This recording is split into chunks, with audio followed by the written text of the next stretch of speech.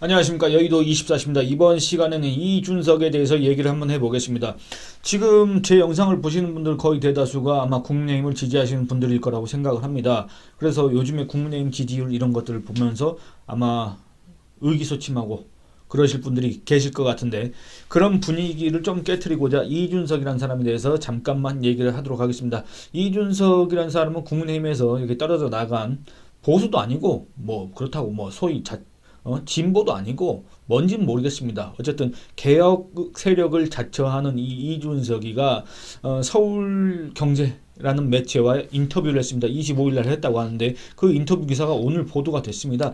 근데 그 내용을 보니까 정말 그 한마디 한마디가 이 반박 욕구를 자극하기 때문에 이거를 갖다가 여러분들하고 얘기를 하면서 여러분들의 스트레스를 조금 해소를 해야 되겠다, 이런 생각이 들었습니다. 그래서 잠깐만 얘기를 해보도록 하겠습니다. 이준석이 아까 서울경제라고 했지 않습니까? 그 인터뷰의 일문일답들을 한번 쭉 훑어보면서 이거의 이걸 한번 비판해 보도록 하겠습니다. 이준석이한테 이렇게 기자가 묻습니다. 앞서 대구와 수도권 다른 지역 출마도 검토한 것으로 알려졌다. 그런데 화성을로 출마를 결심한 결정적 이유는 무엇인가? 이준석이가 이렇게 얘기합니다. 당의 전략적인 목표와 정치적 지향점 모두, 여러분, 그러니까 한마디로 쓸데없는 얘기입니다. 이건 정말 쓸데없는 얘기고, 여러분들 개혁신당이란 당의 전략이 왜 필요합니까? 무슨 전략이 필요합니까? 반도체 벨트 그 전략이 필요한 거였습니까? 글쎄, 이걸 갖다가 누가 인정하고 그럴싸한 전략이다, 누가 이렇게 얘기를 해줄까? 이준석 가족 말고 그 다음에 개혁신당 관계자들과 그 가족 말고 과연 누가 그걸 인정할까? 개혁신당의 이름을 올린 아마 5만 7천 당원, 요 사람들 중에도 아마 의견이 분분할 거라고 생각을 합니다만, 이렇습니다. 앞서 여론조사를 돌렸을 때는 당연히 대구에서 지지율이 더 높게 나왔다. 뭔 소리입니까? 여러분들, 개혁신당에서 자체적으로 무슨 돈으로 여론조사를 돌렸는지 모르겠지만, 그 여론조사가 또 정확도가 얼마나 되는지도 모르겠지만, 여러분들이 그동안에 숱하게 대구에서 이준석 내지는 개혁신당의 지지율을 묻는 그런 여론조사 결과를 접하셨을 겁니다. 이준석에 대해서 조금이라도 관심 있는, 또는 이준석이라는 사람이 이렇게 언급되는 것 자체가 너무나도 끔찍한 분들은 다 기억하실 겁니다. 그렇지 않습니까? 근데 당연하게도 이준석이라는 사람은 대구에서 지지율이 더 높게 나왔다고 합니다. 여러분들 이상하지 않습니까? 그럼 대구에 가야 되는 게 정상 아닙니까? 왜냐? 이준석이 그동안에 대구 경북에서 한 게 뭡니까? 지금까지 2022년부터 올해 말까지, 아니 2023년 말까지, 또는 올해 1월까지 그 막 뜸을 들이면서 마치 지역구 쇼핑하듯이 어디도 나갈 수 있고 어디도 나갈 수 있고 어디를 지금 검토하고 있고 별짓을 다 있지 않습니까? 별 얘기가 다 나왔지 않습니까? 근데 대구에서 지지율이 더 높게 나왔다고 합니다. 저는 이준석이가 이거 근거 한번 정말 제시를 했으면 좋겠습니다. 요거에 대해서 한번 따져봤으면 좋겠습니다. 대구 사람들은 이거 들으면 아주 경악을 할 것 같은데 여러분들 어떻게 생각하실지 모르겠습니다. 하지만 대구에서 선거를 치면 과거에 대한 이야기를 많이 해야 할 것 같았다. 왜 박근혜 전 대통령 탄핵이 정당하다는 입장을 보였는지, 국민의힘 대표 당시 왜 윤석열 대통령이 잘못한 것을 계속 지적할 수밖에 없었는지에 대한 것들을 이렇습니다. 그러니까 한마디로 이준석이가 대구에서 여러분들 정말 계속 말문이 막히는데, 아니 당연히 대구 지지율이 안 나왔으니까 안 나간 거 아니겠습니까? 상식적으로 한번 생각해 보시기 바랍니다. 그리고 거기 안 그래도 지지율이 안 나오는데 가서 박근혜 전 대통령 탄핵에 대해서, 그 다음에 윤석열 공격한 거에 대해서 이렇게 얘기하다가는 거기서 뭐 이렇게 입 후보는커녕 제대로 뭐 거리나 제대로 다닐 수가 있겠습니까? 그 정도 아니겠습니까, 분위기가?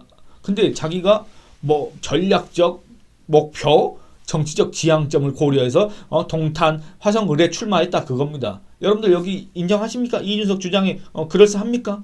전혀 그렇지 않습니다. 저는 여러분들 한번 생각해 보시기 바랍니다. 2022년부터 이준석이가 대구 경북을 그렇게 다 찾아다녔지 않습니까?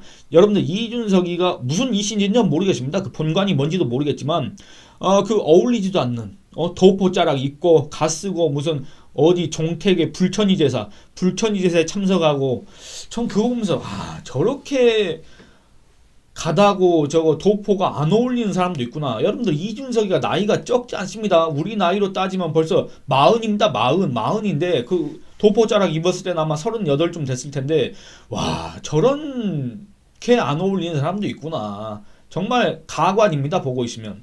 어쨌든 대구 가서 치킨 먹고 별짓 다 했지 않습니까? 그 다음에 뭐 자기 선산이 어딘지 모르겠지만 거기 가서 또 절하는 사진도 지 페이스북에 딱 올리고 그랬지 않습니까? 대구 현역 의원들을 비만 고양이라 했습니다. 대구 현역 의원들은 마치 뭔가 이 아주 저급한 정치인 축에도 끼지 못하는 그냥 비만 고양이, 살만 찐 고양이 노릇도 제대로 못하는 그런 이렇게 취급을 해놓고 자기는 뭔가 그들 위에 있다는 듯이, 자기는 그들하고 비교가 안 될 정도로 마치 우월하다는 듯이 그렇게 얘기를 했지 않습니까? 그렇게 조롱했지 않습니까? 그런데 대구에서 이준석이 또는 개혁신당의 지지율 얼마십니까? 개혁신당 지지율 0% 나왔습니다. 0%. 그러니까 못 나온 겁니다. 이준석이가 뭐 거기에서 당연히 더 높게 나왔다? 이것도 한번 여론조사 돌려봐야 됩니다. 정말 제가 이 유튜브 채널이 정말 잘 나가고 그래서 제가 좀 돈이 있었다고 한다면 제가 이거를 여론조사를 돌려보고 싶습니다. 안 그렇습니까? 아니 그러니까 당연하게 대구에서 지지율이 높게 나왔으면 거기에 나왔는데 당연히 안 나온 거예요.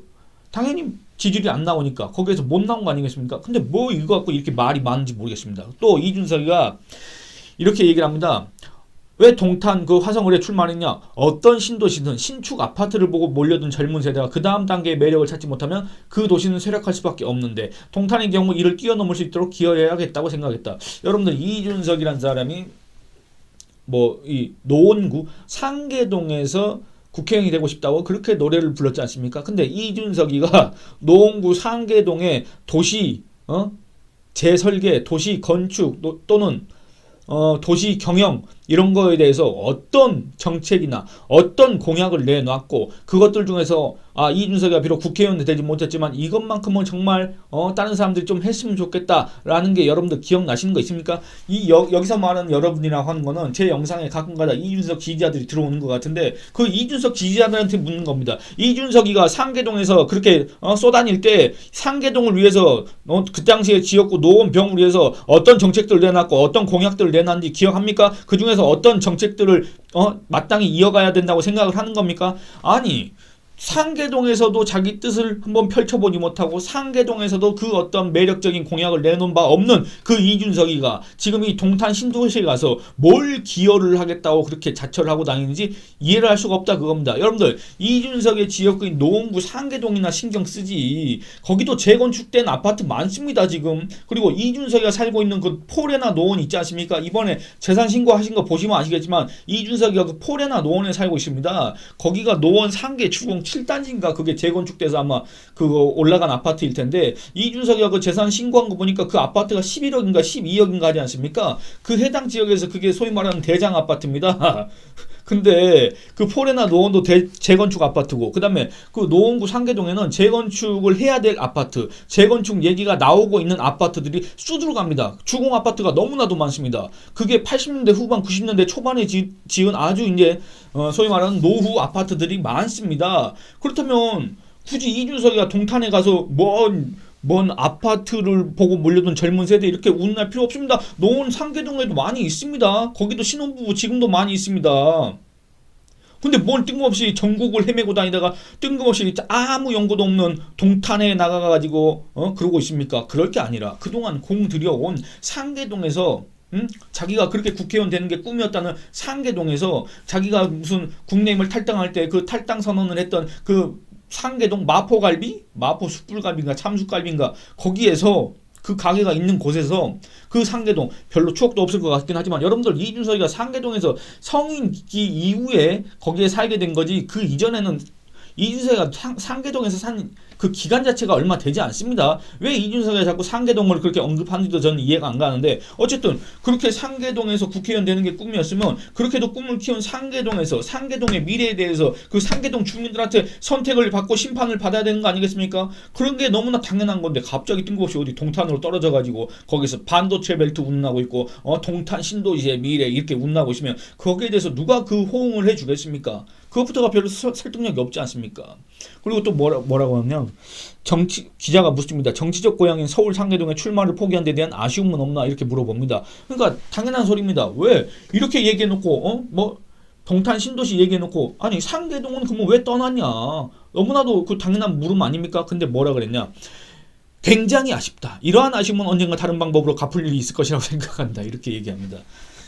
정말 하나하나가 한마디 한마디가 정말로 설득력이 별로 없다 이런 생각이 듭니다. 오히려 동탄에 와서 보니 30년 전 상계동의 분위기가 굉장히 비슷하다고 느꼈다. 부모님께서 당시 4호선 종점이었고 신축 아파트가 많았던 상계동에 정착해 저를 키우셨던 것처럼 GTX 종점이 될 동탄의 젊은 부부가 입주해 자녀 교육에 대해 비슷한 고민을 하는 것 같다. 여러분들 아까 제가 말씀드렸다시피 상계동에도 지금 신혼부부 많고 상계동에도 애들 키우는 젊은 부부들 많습니다. 굳이 동탄까지 내려가서 찾을 필요가 없습니다. 이준석이가 오히려 이준석이야 그 무슨 전문성과 경쟁력이 있는지 모르겠지만 굳이 비교를 해보자면 이준석이가 상계동에 대해서 많이 알겠습니까? 동탄에 대해서 많이 알겠습니까?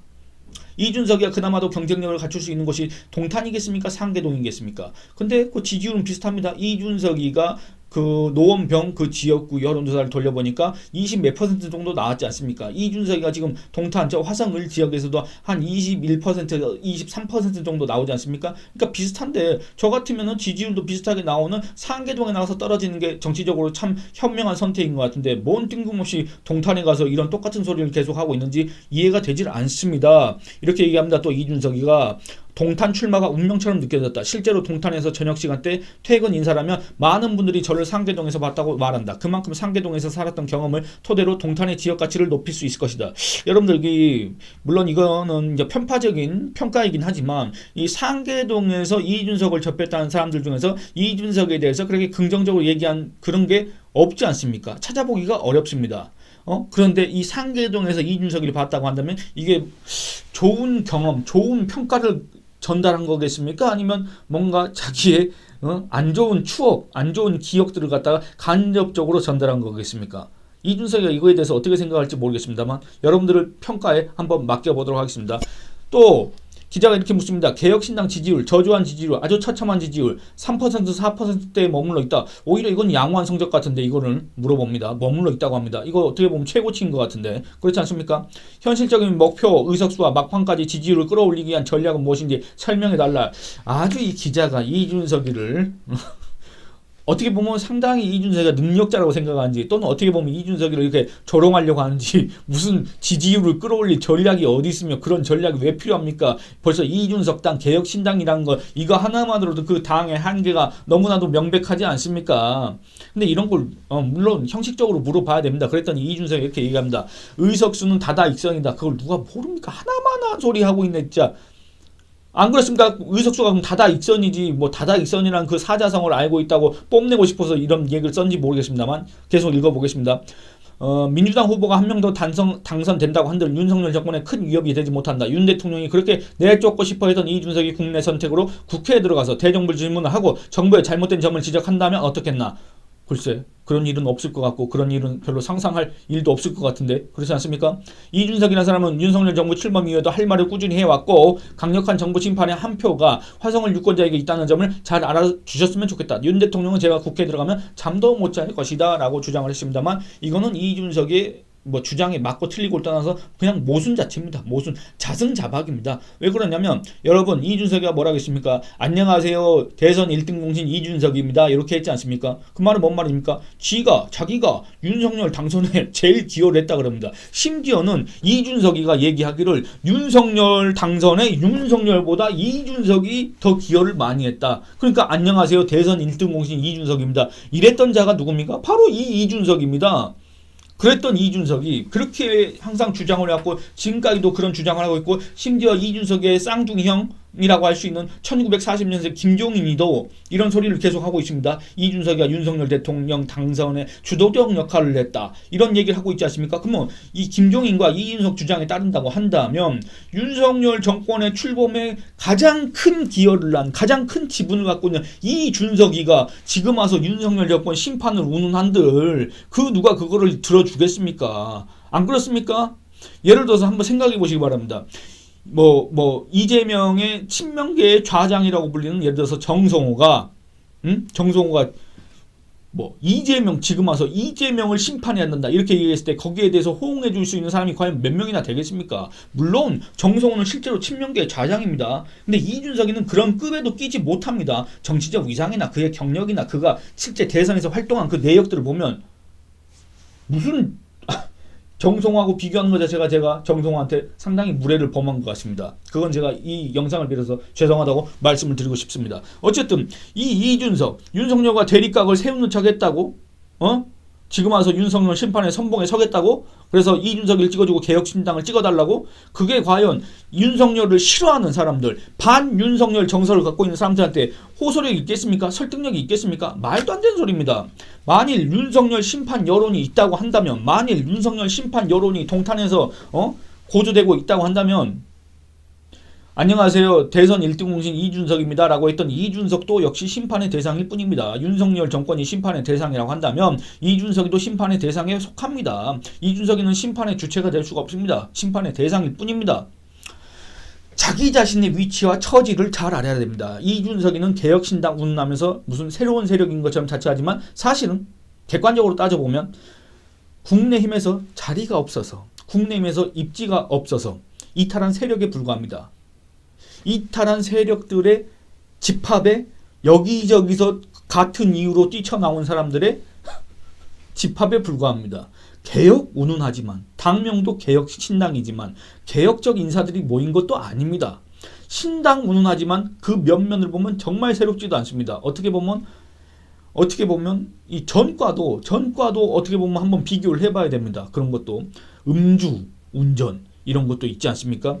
새롭지도 않습니다. 뭔가 개혁적인 면모도 없습니다. 사실은 윤석열 심판을 외치지만 그간 이준석이 윤석열을 공격한 거 그거 뭡니까? 여러분들 정말 이준석이가 우리나라를 위해서 정말 이 국민의 힘을 위해서 윤석열을 비판했다고 생각하십니까? 비판도 아니지, 공격이지. 공격. 그냥 공격했다고 생각합니까? 정말 이준석이가 윤석열의 정책 노선에 대한 비판을 했다고 생각하십니까? 사실상 윤석열 정권을 공격한다면서 자기의 체급을 올리고 주목을 받고, 왜 반윤석열 그거를 갖다가 자기 지지층으로 삼으려고, 왜 윤석열을 때려야 언론이 자기를 주목하니까, 왜 윤석열은 자기보다 밑에 있다고 생각하는데 윤석열은 내가 대통령인데 감히 이렇게 한다고 하면서 이준석이가 계속 공격을 해왔던 거 아니겠습니까? 그런 관심 호소인에 불과했다. 이런 비판도 가능하지 않습니까? 실제로 그런 비판이 상당수 있지 않습니까? 그런 여론이. 또한 윤석열 정권에서 대선 1등 공신 이준석이를 이것밖에 대접 못해? 이런 불만에 따라서 지금까지 내부 총질을 했다는 비판도 상당수 존재하지 않습니까? 제가 없는 말을 지어내는 게 아닙니다. 이런 점을 더불어민주당, 이재명당 지지층도 잘 알고 있습니다. 그 사람들도 눈과 있고 귀가 있지 않겠습니까? 소위 중도층도 마찬가지입니다. 중도층은 눈이 없고 귀가 없습니까? 다 있습니다. 다 잘 알 겁니다. 그렇기 때문에 이준석의 비호감도가 높은 겁니다. 그런 사람들은 여기저기서 다 받아주질 않기 때문에 그렇습니다. 왜냐? 어딜 가도 똑같기 때문에. 여러분들 이준석이가 개혁신당이라는 당을 만들고 나서 한 또 그 행보를 보시기 바랍니다. 여러분들 국내힘에 있던 이준석이 밖에 나가서 새로 당을 만든다고 한들 그 이준석이가 바뀌는 게 아니지 않습니까? 여러분들이 다 목격하셨지 않습니까? 이준석이가 뭔가 착각하는 것 같은데 공영훈이라는 사람, 더불어민주당 화성을 후보입니다. 공영훈과 이준석의 지지율 차이 적게는 21%에서 많게는 31%포인트 차이가 납니다. 공영훈이 중대범죄를 저지른 영상 그런 것들이 공개되지 않는 한 이거는 이준석이가 사실상 뒤집기 어려운 수치입니다. 해당 선거구 여론조사 결과를 보면 공영훈, 이준석, 그 다음에 국민의힘 한정민 이 사람 지지율들은 고정되어 있습니다. 큰 이변이 없다면 이대로 가는 겁니다. 선거가 끝날 때까지. 그 말은 뭔 말입니까? 이준석이 국회에 들어갈 일이 없다. 국회에 들어갈 일이 없으니 이준석이 대정부 질문을 할 일이 없다. 대정부 질문을 할 일이 없으니 이준석이 윤석열 정부를 공격할 기회조차 없다. 윤석열 정부를 공격할 기회조차 없으니 윤석열 대통령이 이준석이 때문에 잠을 못 자는 일도 없다. 그렇습니다. 물론 윤석열 대통령이 지금 현재 이준석이란 그런 사람에 대해서 일말이라도 관심이 있을까? 정말 이준석을 하루에 1초라도 생각을 할까? 정말 어떻게 보면 이건 이준석의 혼자만의 착각, 혼자만의 짝사랑 이런 거일 수 있다. 이런 조언을 하고 싶습니다. 그런 시간에 그런 어떤 그런 혼자만의 착각에 빠지는 그 시간에 차라리 동탄 주민을 한 명 더 만나는 게 지지율을 올리는데 더 효과적이지 않을까. 이런 조언을, 마음에 없는 조언을 한번 해보고 싶습니다. 그리고 이런 얘기도 한번 해보고 싶습니다. 여러분들 이준석이가 설사 그런 일은 정말 없겠지만 없습니다. 그건 제가 단정할 수가 있는데 그럴 일은 없겠지만 이준석이가 국회의원이 된다고 한들 그의 대정부식 질문 수준이라는 게 뻔하지 않습니까? 지금 이준석의 인터뷰 거의 전문을 갖다 제가 읽어드렸습니다. 근데 여러분들 역시 이준석이 똑똑해. 역시 이준석이는 하버드 출신이야. 역시 이준석이는 젊고 스마트해. 이런 게 느껴집니까? 이 사람의 답변에서 느껴집니까?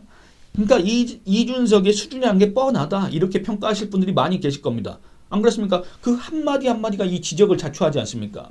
아마 이준석이가 대정부 질문을 한다고 한들 그 보좌관이 써주든지 아니면 지가 쓰든지 모르겠는데 원고를 준비하면서 아마 이럴 것 같습니다. 나 이준석 역시 천재 하버드 출신답다. 뭐 이렇게 어떻게 이런 비유를 할 수가 있지? 이렇게 하면 사람들이 역시 나 이준석 이렇게 칭찬하고 이렇게 추앙하겠지? 이런 식으로 혹시 생각하지 않을까? 착각에 빠지지 않을까? 이렇게 생각하시는 분들이 계실 것 같습니다. 그렇지 않습니까? 그런 생각에 들뜰 만하다 이준석이는 그렇게 아마 평가하실 수도 있습니다. 결국에 뭐냐면 이준석의 화법이 어떻습니까? 듣는 사람을 완전 피곤하게 하고 듣는 사람을 완전 정신적으로 고문을 합니다. 뭐 별 되지도 않는 이런저런 비유를 다 써가면서 사람을 피곤하게 하지 않습니까? 근데 이준석과 이준석 지지자들은 그게 이준석이 말을 잘한다고, 이준석이가 그 말에 전달력이 있다고, 이준석이 말에 호소력이 있다고 그런 착각들을 하는 것 같은데 정말 되지도 않는 말입니다. 결국에는 정치인 코스프레 하면서 뭐 이렇게 하다가 결국에 끝날 거 아니겠습니까? 물론 여기까지는 이준석의 희망사항에 불과한 내용이었습니다. 왜냐? 이준석이는 국회의원이 될 일이 없기 때문에 대정부 질문 준비 안 해도 됩니다. 윤석열 대통령은 애초에 이준석 같은 사람한테 관심을 줄 이유도 없고 이준석 때문에 잠을 이루지 못할 일도 애초에 없습니다. 이거는 이준석의 상상 속에서만 가능한 일이었다. 이렇게 말씀드리고 싶습니다. 여러분들이 너무 이렇게 좀 의기소침하고 침체되어 있는 것 같아서 제가 이준석을 통해서 여러분들의 잠깐 머리 식힐 수 있는 그런 시간을 한번 가져봤습니다. 여러분들 의견 많이 남겨주시기 바랍니다. 이번 영상은 여기서 마치도록 하겠습니다. 감사합니다.